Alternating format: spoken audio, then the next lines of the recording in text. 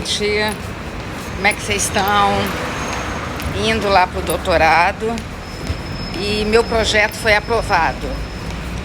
Então eu já vou começar, quando voltar para o Brasil, a ir a campo para poder começar a coletar os dados das mulheres que eu vou estar separando. Não adianta mandar pedindo para eu entrevistar ninguém, porque não tem como. São mulheres já separadas para minha amostragem do projeto das teses de doutorado. E eu vou estar entrevistando pessoas que têm a doença autoimune chamada psoríase.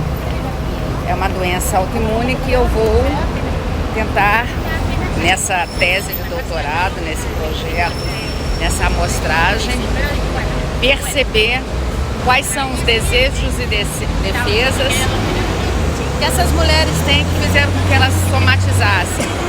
E eu vou usar o livro de técnicas projetivas de Walter Trinka, onde eu vou entender a história de cada mulher. E com isso, olha só, estou aqui nessa rua chama Córdoba. E eu vou entender, através do livro Walter Trinka, onde eu vou trabalhar a técnica projetiva da história das mulheres, e eu vou também interpretar, depois que elas fizerem os desenhos, à luz do método ADL do Davi Moldavsky, que é o psicanalista, que era reitor da universidade que eu estudo. E eu vou, aí sim, eu vou ver se elas estão na fase intrassomática, oral 1, oral 2, anal 1, anal 2, fálica genital, fálica uretal. Porque as doenças autoimunes são fixações nas fases anteriores. E nós vamos ter que descobrir, e aí eu vou comprovar, ou não, né? Espero que eu comprove, a raiz psicossomática dessas doenças autoimunes, da doença autoimune chamada psoríase. Eu vou comprovar ou não? Eu vou elaborar. Primeiro a gente faz um plano, aí é aprovado para que os nossos orientadores aqui da Universidade da UCES, em psicologia, possa poder entender se a nossa pergunta existe como responder a pergunta, porque toda tese de doutorado você responde uma pergunta. É muito interessante, eu estou muito entusiasmada, porque tem muitos anos que eu atendo mulheres, muitas mulheres com psoríase. Nesse momento eu me lembro muito da Samira, que a Samira, ela tá lá, minha aspirante de psicanálise, chegou para mim com o rosto ferido de psoríase. E a psoríase não tem cura, mas tem controle. E o controle é aqui, ó. O controle é psicossomático. A medicina, com as doenças autoimunes, ela vem cada vez mais mostrando que se você não consegue perceber qual é a raiz, você não vai conseguir entender. Aqui é a praça que eu tiro foto, mas estão detetizando, eu não vou lá não.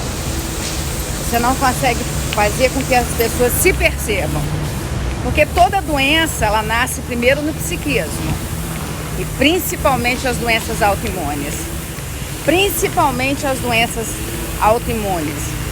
E eu escolhi psoríase porque o órgão maior do corpo humano é a pele. E a psoríase atinge a pele. Mas para a raiz, você vai poder identificar lúpus, fibromialgia, vitiligo, esclerose múltipla, Hashimoto, tireoide de Hashimoto, Jorey, são tantas doenças autoimunes, mais de 60. E eu estudando a raiz da psoríase, quando eu atender uma pessoa com lúpus, vai ser a mesma raiz, com vitiligo, sempre. Eu, pelo pouco que eu já estudei, eu percebo que a fixação é intrassomática, até 40 dias de vida, onde você está fixado no coração e no pulmão. É muito interessante, gente. Estudar psicologia é muito interessante. E eu estou aqui chegando na universidade, fazendo esse live com vocês. muito feliz porque eu sei que agora eu vou poder voltar para o Brasil e começar a pesquisar junto às mulheres. Apesar da psoríase ser uma doença que acomete muitas mulheres, eu já atendi 5 rapazes ao longo dessa minha vida, psicólogo, psicanalista, com psoríase. Então, assim, hoje já não é exclusiva de mulheres. Até um tempo atrás era exclusivo de mulheres, mas agora não mais. Quando a gente vai para um projeto almejando uma tese de doutorado, eu não tinha dúvidas que seria doenças autoimunes. Eu não tinha dúvidas que eu ia trabalhar com psicossomática. A minha monografia em psicologia foi psicossomática. Todas as vezes que eu estudo, eu sempre busco a descoberta das doenças físicas, que são sempre, que elas nascem sempre no emocional. Eu, como freudiana, toda doença, ela é uma neurose de um sintoma emocional. A doença não é primeiro no corpo, a doença é primeiro na emoção. A doença começa na emoção. Então, todas as vezes que você adoece, você já está no terceiro passo, quando adoece no físico. Você já está no terceiro passo da doença. Porque vamos tentar imaginar assim, para você entender o meu raciocínio. Todas as vezes que você não dá conta de algo, você pode sentir uma dor de cabeça, pode sentir uma dor na garganta, pode sentir uma dor no estômago. E não adianta procurar um médico, porque nesse momento a célula não foi lesionada. E quando a célula não é lesionada, a célula do corpo humano não vai aparecer em nenhum exame. Ela aparece no exame só no terceiro passo da doença. Ou no segundo também, quando está no início. Por isso que a gente tem que trabalhar com a interdisciplinaridade. A gente tem que entender que a doença ela é física, mas a doença também é emocional.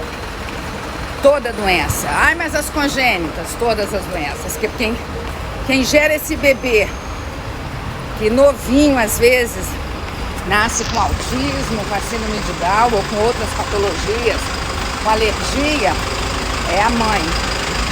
E a mãe passa a emoção, passa as emoções para os filhos.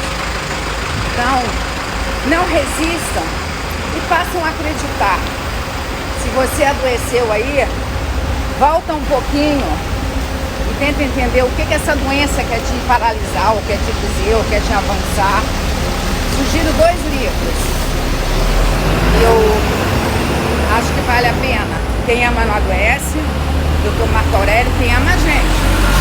Se eu me amo, eu automaticamente não vou adoecer. Não é o outro me amar, é eu me amar.